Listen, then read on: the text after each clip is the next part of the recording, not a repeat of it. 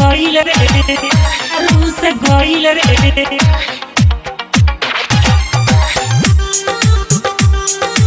रूस गइल रे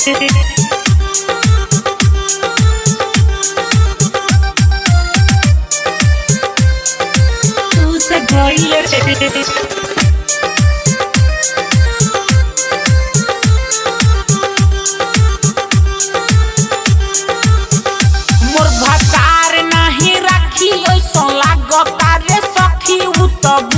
गइल रे जल्दी से गइल घूस पियावा रूस गइल रे जल्दी से गइल घूस भतरा रूस गइल रे मोर भतार नहीं राखी ऐसा लागता रे सखी तू तो बुझ गइल रे जल्दी से गइल घूस पियावा रूस गइल रे जल्दी से गइल घूस भतरा रूस गइल रे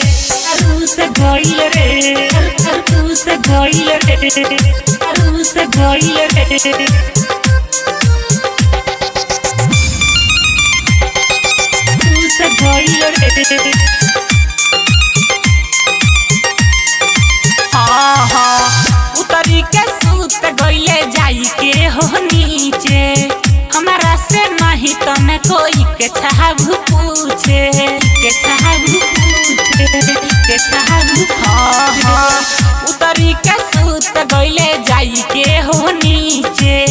हमारा से नहीं तो न कोई के चाहबू पूछे कोई नहीं हर के प्यार भइल बाटे जी के काल किस्मत फूट गइल रे जल्दी से गइल घूस पियावा रूस गइल रे जल्दी से गइल घूस भतरा रूस गइल रे रूस गइल रे रूस गइल रे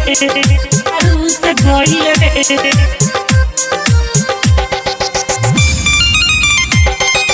रूस गइल रे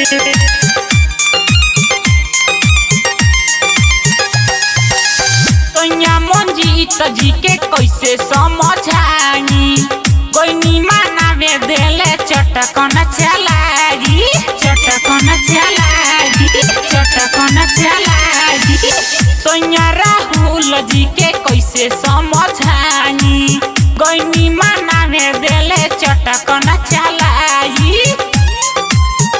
नीरज सिंह तू बताव मन तू ही समझाव कुंदन सूत गइल रे जल्दी से गइल घूस पियावा रूस गइल रे जल्दी से गइल घूस भतरा रूस गइल रे मोर भतार नहीं राखी ऐसा लागता रे सखी तू तो बुझ गइल रे जल्दी से गइल घूस पियावा रूस गइल रे जल्दी से गइल घूस भतरा रूस गइल